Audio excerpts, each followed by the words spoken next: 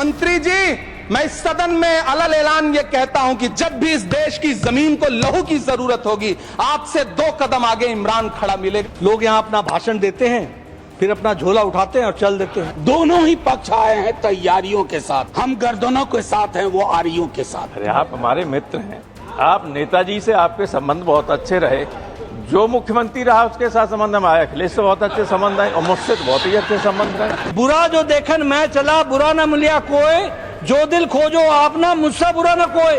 No वो तो सुन रहे हो, ऐसा रहता, एक आंख सुनने का है, एक आंख देखने का, कान, तो वो उसमें तो सब तरफ देखते रहते हैं। नहीं तो होम मिनिस्ट्री चलाते कैसा, लोगों को ईडी में डालते कैसा। वक्फ पर आज राज्यसभा में कहानियां सुनाई गई हैं, कुछ किस्से शाह के सुपुर्द किए गए और तंज भी की गृह मंत्री के 2 कान जो एक वक्त में 2 अलग अलग काम करते हैं। सच्चा हिंदू कौन और ताज़ा ताज़ा मुल्ला कौन बना है, ऐसी बातें भी बयान से निकली हैं। इमरान प्रतापगढ़ी ने सीना ठोक कर कहा है कि देश को जब लहू की ज़रूरत होगी तो इमरान सबसे आगे होगा। जया बच्चन को एक बयान ने खूब गुदगुदाया है। एक प्राइवेट चिड़ियाघर देश को संसद से दिखाया गया है। क्या मुकेश अंबानी के बेटे अनंत अंबानी वाला? इन्हें कयासों की शक्ल में आपकी तश्तरी पर पेश कर रहा हूं संसद में आज की दूसरी किस्त के साथ। नमस्ते, मैं हूं हिमांशु तिवारी।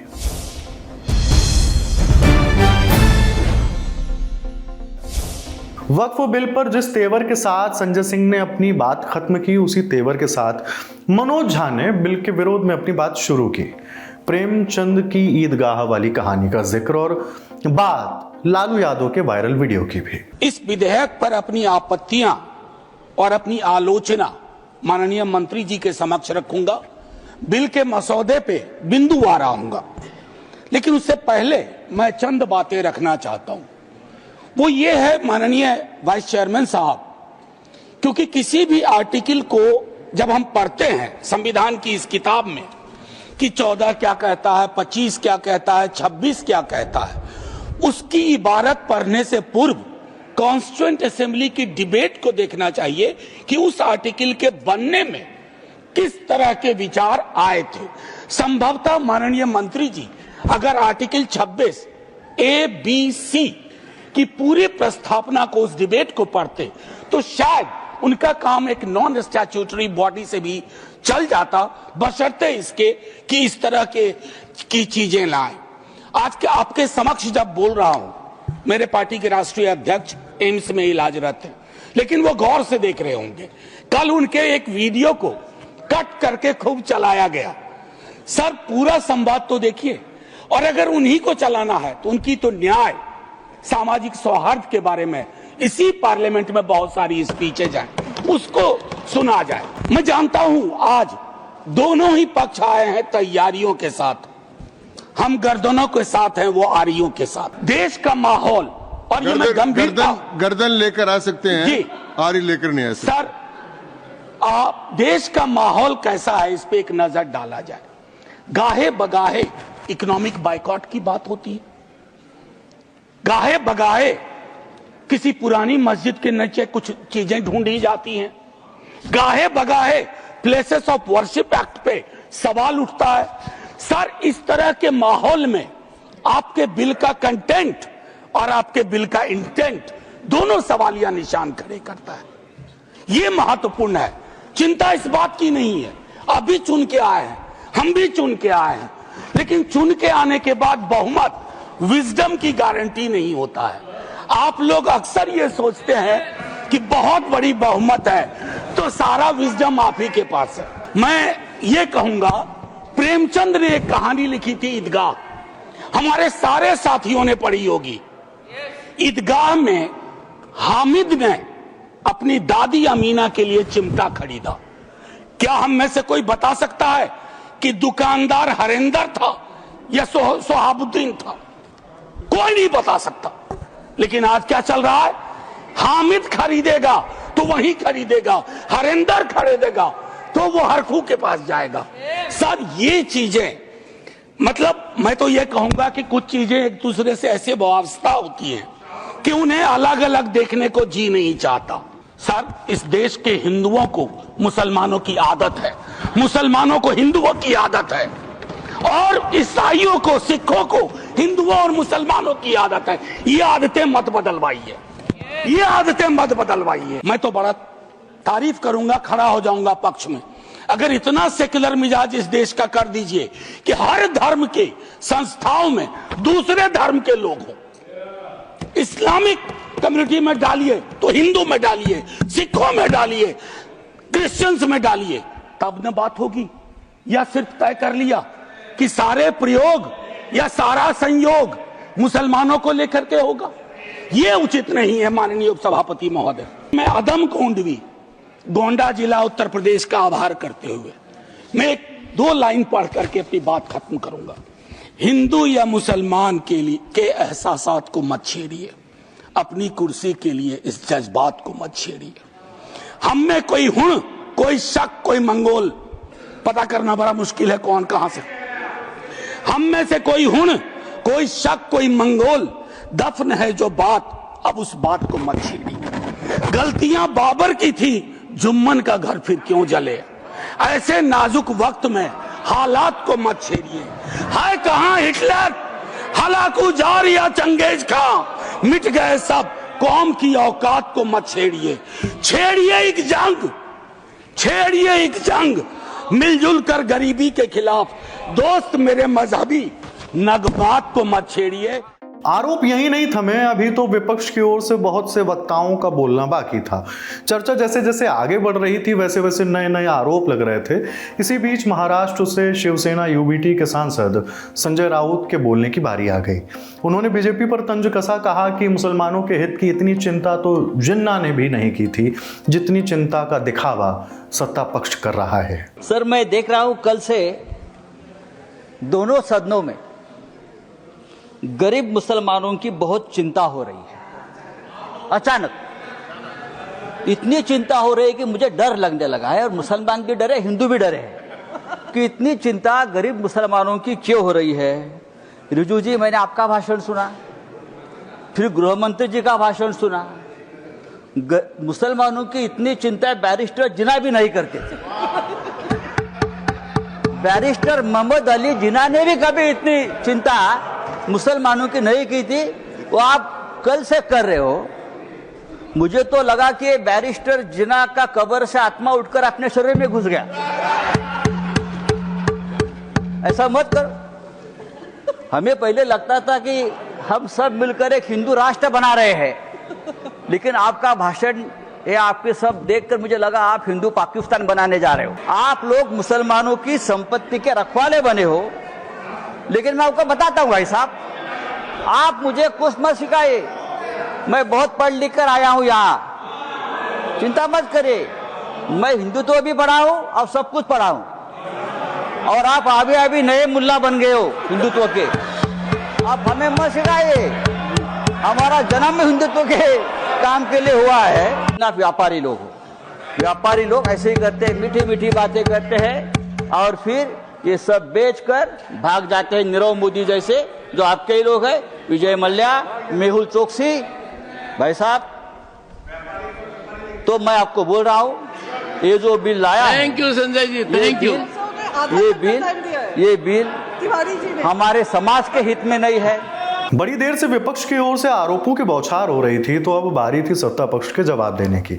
सत्ता पक्ष की ओर से मोर्चा संभाला नेता सदन और बीजेपी अध्यक्ष जेपी नड्डा ने। आंकड़ों से आरोपों का जवाब दिया गया। जेपी नड्डा ने क्या क्या कहा है, सुनिए। कल मुझे लोकसभा में भी देखने का मौका मिला। अब इस बिल में कहीं राम मंदिर आ रहा है, इस बिल में कहीं कुंभ मेला दिख रहा है, इस बिल में बिहार का इलेक्शन दिख रहा है, इसमें एयर इंडिया बिक गया, केरला का सिनेमा दिख रहा है।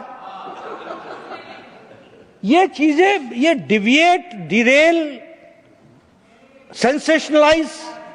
मैंने सुरेश गोपी जी को भी कहा बैठ जाओ बैठ जाओ बैठ जाओ। John Brittas was very smart. Sir, what he did, he spoke his whole speech in English, but when he wanted to speak something which was unwanted, he chose Malayalam. मैं अपनी सरकार के बारे में मोदी जी के नेतृत्व में ये डंके की चोट पर कह सकता हूं कि यह बिल नेशन के इंटरेस्ट में है और उसके लिए हम लेकर के आए। यह किसी पार्टी के इंटरेस्ट में नहीं है,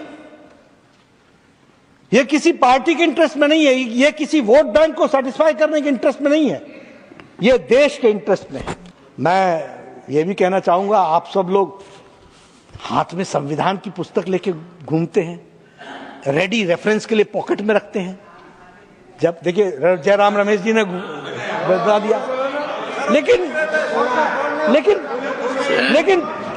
पढ़ते हम हैं। किस तरीके से यह कानून गलत दिशा में गया था। 2013 से 2025 के बीच में मुस्लिम भाइयों का बहुत नुकसान हुआ है और जमीन माफियाओं ने बहुत इसमें से मलाई खाई है और जमीन माफिया ने बहुत मलाई खाई है। मुझे लगता है कि कांग्रेस पार्टी इन मलाई खोरों से दूर रहे। हालांकि रहना मुश्किल है आदतन, लेकिन मलाई खोरों से दूर रहें और गरीब मुस्लिम का, उसकी शिक्षा का, उसके स्वास्थ्य की चिंता करेंगे तो बहुत अच्छा रहेगा, ये मैं कहना चाहता हूं। अंत में एक बात और मैं सभापति जी कहना चाहता हूं। एक नई चीज मैंने देखी है, लोग यहां अपना भाषण देते हैं, फिर अपना झोला उठाते हैं और चल देते हैं। बड़ी बड़ी सत्ता आई और गई, भूल गए कि उनके ही नेता कुछ महीने पहले ये कह रहे थे कि मोदी जी आपको यहां सरकार लाने के लिए तो अगला जन्म लेना पड़ेगा। वो भूल गए कि इसी चुनाव में साफ कर दिया दिल्ली की जनता ने, धूल चटा दिया।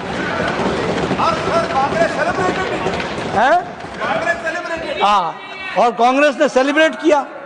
अब मैं इतना कहना चाहता हूं कि बुरा जो देखन मैं चला, बुरा ना मिलिया कोई, जो दिल खोजो आपना, मुझसे बुरा ना कोई। जेपी नड्डा के बाद समाजवादी पार्टी के सांसद रामगोपाल यादव बोलने के लिए उठे। बात वक्फ बिल पर हो रही थी और हुई भी, लेकिन इस बीच फिर जिक्र आया यूपी की सत्ता का। उन्होंने बीजेपी सांसद राधा मोहन अग्रवाल पर तंज कसा। क्या कुछ कहा है, सुनिए। जाने कितना प्रेम गरीब मुसलमानों के प्रति इनके मन में उभर आया। आंसू निकल आए सर,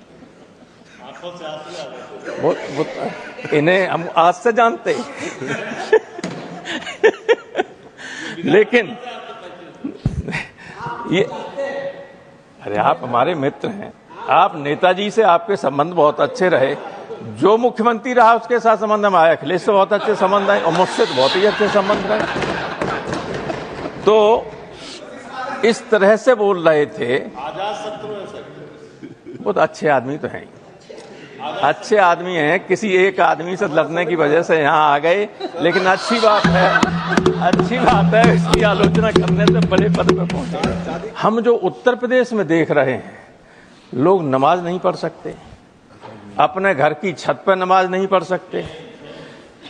ईद के दिन, ईद में तो आपकी तरफ देख के कहूंगा, नहीं पर मैं थोड़ा बोर्ड की तरफ भी देख लें। अरे 3-3 मिनट वालों को आपने 20-20 मिनट दे दिया, तो हमें भी 1 आध मिनट ज्यादा दे दीजिए। वैसे मैं आपके हर आदेश का पालन करूं, मैं अभी बैठ जाऊंगा। नहीं, आप इतने वरिष्ठ हैं। आपने टेलीविजन पर देखा होगा नड्डा साहब कि संबल मेरी पार्लियामेंट्री कॉन्स्टिट्यूंसी रही है, लोकसभा का मैं सदस्य वहां से रहा हूं। ईद के दिन जब लोग नमाज पढ़ रहे थे तो बाहर अधिकारी नंगी हाथ में रिवॉल्वर लिए हुए घूम रहे, फोर्स के साथ। जहां शांति की बात होती है, जब ये माहौल प्रदेश में कहीं हो जाए तो आप किसी अच्छे मन से भी अगर कोई बिल लाएंगे जिसमें इन्वॉल्व माइनॉरिटी होगी, उनको भरोसा हो ही नहीं सकता आप पर। इसलिए पहले तो उत्तर प्रदेश की सरकार को संभालिए कि माइनॉरिटी के साथ व्यवहार ठीक करे, और उसके बाद इस तरह के बिल लाएं तो इसमें भी संशोधन। ये तो आपने सोचा ही नहीं, हमें लगता इसको इम्प्लीमेंट करेंगे तो कितना संकट आएगा सामने। रामगोपाल यादव ने जैसे ही अपनी बात खत्म की, वैसे ही सभापति जगदीप धनखड़ की ओर से उन्हें टोका गया। कहा गया कि आपने बीजेपी सांसद राधा मोहन अग्रवाल को लेकर जो कहा है वो ठीक नहीं है। आपने डॉक्टर राधा मोहन अग्रवाल जी की तरफ इशारा कर कहा, नहीं, आपने डॉक्टर राधा मोहन अग्रवाल जी की तरफ इशारा कर कहा एक व्यक्ति से डरकर यहां आ गए। यह आपत्तिजनक है। इनको आपत्ति नहीं, सबसे खुश है। चाहे इनको आपत्ति हो या नहीं हो, मुझे आपत्ति है, क्योंकि यहाँ का कोई सदस्य डर नहीं सकता और डॉक्टर राधा मोहन अग्रवाल तो बिल्कुल ही नहीं डर सकते।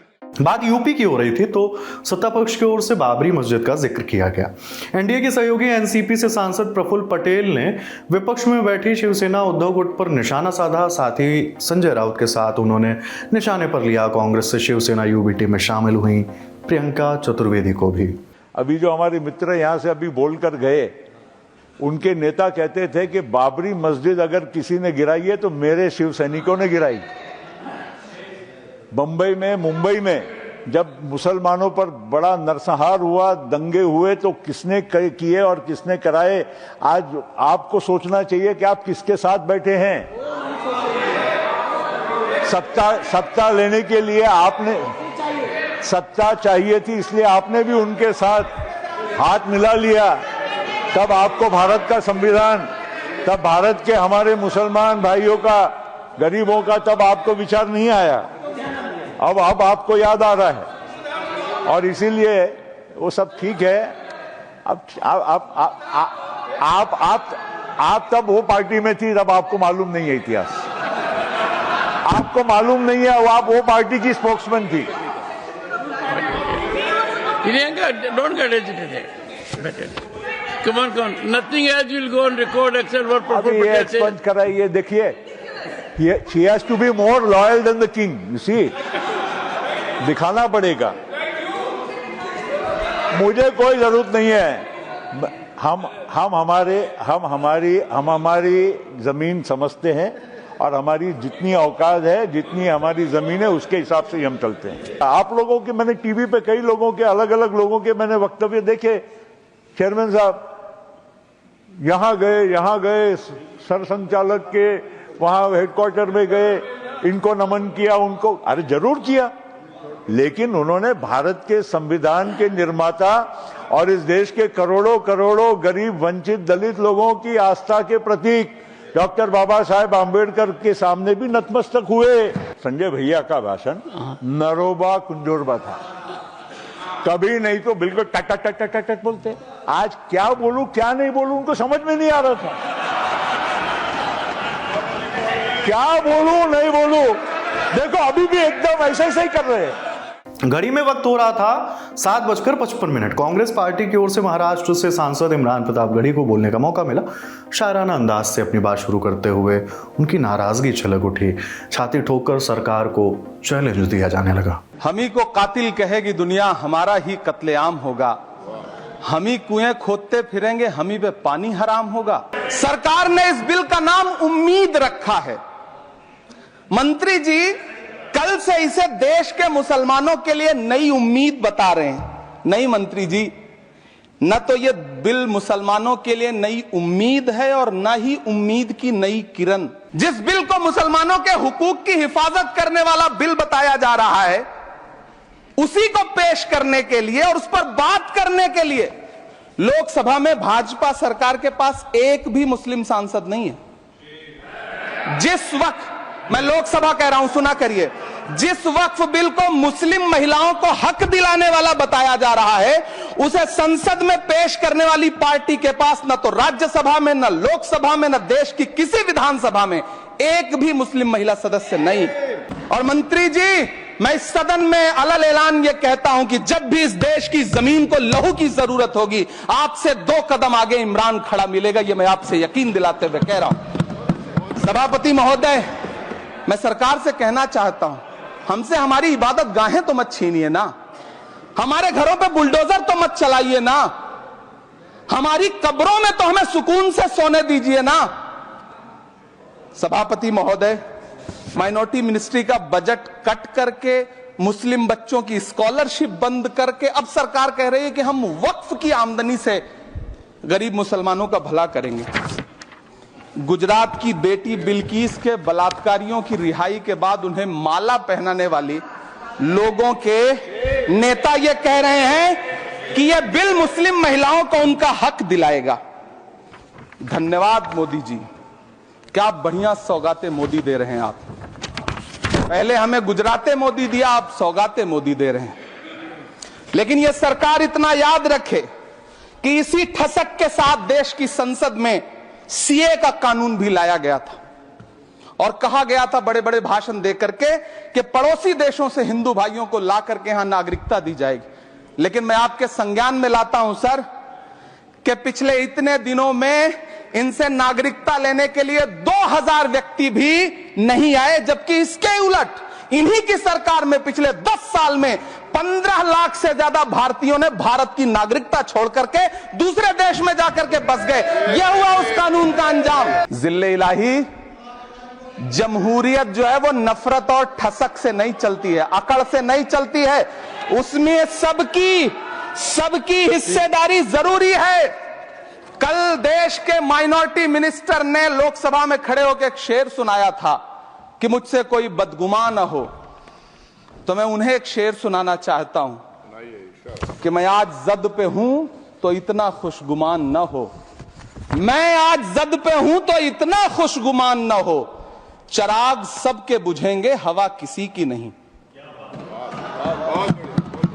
नीतीश कुमार जी हो, चंद्रबाबू नायडू जी हो, चिराग पासवान जी हो, जयंत चौधरी जी हो, देवे गौड़ा जी हो, जीतन राम मांझी जी हो, सबको समझना पड़ेगा कि जब जंगल में आग लगती है तो न वो बरगद बचते हैं जो हवा को आंधी में तब्दील करते हैं, न वो बांस बचते हैं जो आपसी रगड़ से चिंगारी पैदा करते हैं। चरागों के सफर में दबदबा हो आंधियों का तो फिर अंजाम जुल्मत के सिवा कुछ भी नहीं होगा।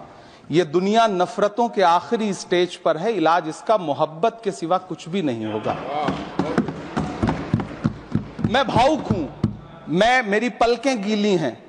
अगर देश की एक बहुत बड़ी आबादी को लगता है कि आप उसका भला करने के लिए नहीं बल्कि उनकी इबादतगाहों, उनकी कब्रिस्तानों, उनकी खानकाहों को बर्बाद करने का बिल ला रहे हैं, तो फिर आप अगर समझाने में नाकामयाब रहे हैं तो यह आपकी नाकामयाबी है। पहले समझाइए, उसके बाद कोई बिल लेकर के आइए, तब शायद हम आपका इतनी पुरजोर तरीके से विरोध ना करें। वक्फ बिल पर चर्चा के बीच संसदीय कार्य मंत्री किरेन रिजिजू की ओर से सदन को बताया गया कि आज भी चर्चा देर तक चलेगी तो सांसदों के लिए डिनर का इंतजाम है। इसके साथ ही जैसे ही उन्होंने मणिपुर पर बिल का जिक्र किया तो इस पर नेता प्रतिपक्ष की ओर से आपत्ति जताई गई। सेकंड बिजनेस को भी लेना है, इसलिए मैं बता रहा हूं आज डिनर अरेंज किया है after 9 PM the first floor MP's dining hall में। देखिए साहब, हम इस बिल पास करने तक बैठेंगे, लेकिन सेकेंड बिल कल लेने दो, जो वो तो रेजोल्यूशन है, तो रेजोल्यूशन को कल लेने दो, वो सिर्फ 2-3 घंटे का है, उसमें 3 घंटे का सब लोग हम ठीक ढंग से बात करें। अगर गड़बड़ी में सब कुछ आपको निपटाना है तो बात और है। इसीलिए मैं आपसे अपील करता हूँ, उनसे भी, नड्डा साहब जरा जनरस है तो उनको भी अपील करता हूँ कि सबको ठीक ढंग से, अगर आज ठीक बहुत से लोग अच्छा डिस्कशन किए और अच्छी डिस्कशन, खास करके जो आज राज्यसभा में वक्फ बिल पे जो डिस्कशंस हुए, शायद इसके पहले किसी और बिल पे इतने संदिग्ध से नहीं हुए। तो ये रिकॉर्ड है और बाहर भी सभी लोग कह रहे कि ठीक जो राज्यसभा में पॉइंट्स मुद्दे रखे हैं, सभी लीडर्स, सभी पार्टी के अच्छे रखे हैं। ये है, तो आप गड़बड़ी में क्यों मणिपुर का आप ला रहे? कल ले लो, आप खाना आप खा लो, फिर बाकी का हम। सुबह से दोपहर और शाम से रात तक चली राज्यसभा में वक्फ बिल चर्चा अभी जारी थी। घड़ी में समय हो रहा था रात के 9:30 बजे का। वक्फ बिल पर बोलने की बारी थी नेता प्रतिपक्ष मल्लिकार्जुन खड़गे की। अभी वो अपनी बात शुरू करते से पहले उन्होंने गृह मंत्री अमित शाह पर बात रख दी। मेरी ये किस्मत अच्छी है कि सुनने के लिए गृह मंत्री भी यहाँ है, लेकिन गुफ्तगू कर रहे हैं, उसमें मैं डिस्टर्ब नहीं करना चाहता हूँ कि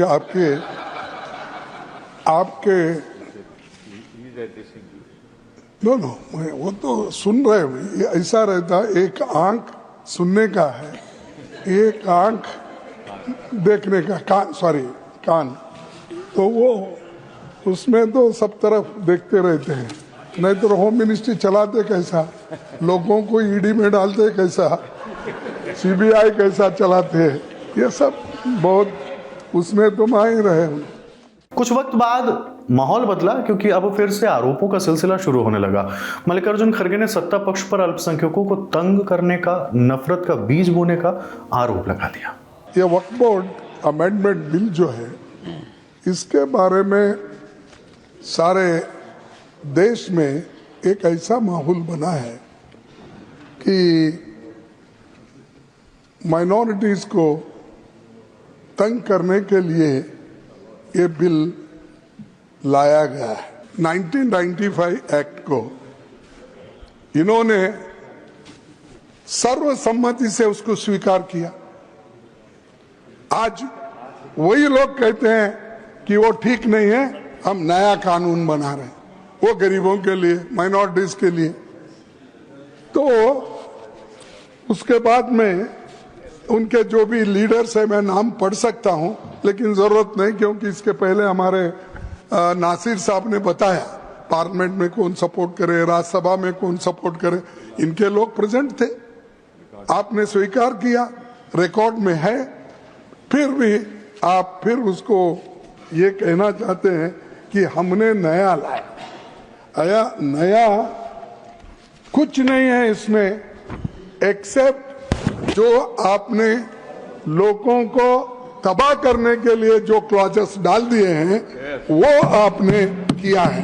किरण रिजिजू ने बफे सिस्टम रखा है, तो वहां पर जो पहले जाएगा वही अच्छा खाना खाएगा, लास्ट में अगर हम पहुंचेंगे कुछ भी नहीं रहेगा। ये ऐसा ही है इनका। तो ये मल्लिकार्जुन खड़गे ने अपने भाषण की शुरुआत में भी गृह मंत्री का जिक्र किया था और अपने भाषण के अंत में भी। इस बार उन्होंने गृह मंत्री से शायराना अंदाज में अपील करते हुए क्या कुछ कहा है, सुना जाना चाहिए। अपने होम मिनिस्टर से अपील करूंगा कि आप इसको विड्रॉ कर लिए, आप प्रेस्टीज इश्यू मत बनाओ। अगर गलतियां हैं तो सुधारने में क्या है, अगर ठीक नहीं है तो सही करने में क्या है। हमने इस देश का कानून बहुत दफा, इस देश का संविधान में अमेंडमेंट लाए बहुत से, तो ये करना, विड्रॉ करना ठीक है। मुसलमानों के लिए ये अच्छा नहीं है। मैं एक शायरी सुना कभी तो लिखा, नजर नहीं है नजारों की बात करते हैं, नजर नहीं है नजरों की बात करते हैं, हाँ नजर नहीं है नजारों की बात करते हैं, जमी पे चांद सितारों की बात करते हैं।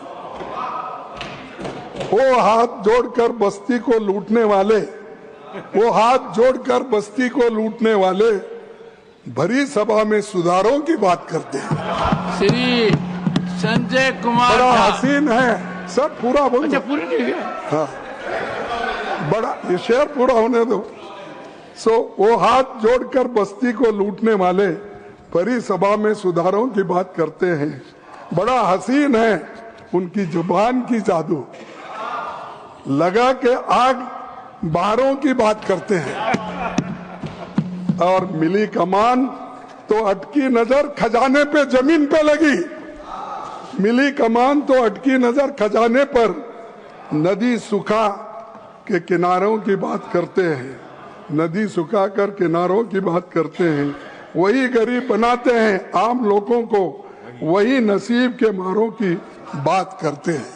तो इसलिए कहता हूँ कम से कम अब तो संजय कुमार झा, अब नहीं, अब तो शाह साहब सुनने के बाद तो कम से कम वापस लो। बहुत ज़रूरी बातें, आपके हिस्से की बातें आप तक पहुंचाई गई हैं, कुछ शेष रह गई हैं जो आपको मिलेंगे द ललन टॉप पर। शो का यह हिस्सा भी हमारी साथी सुप्रिया ने लिखा है।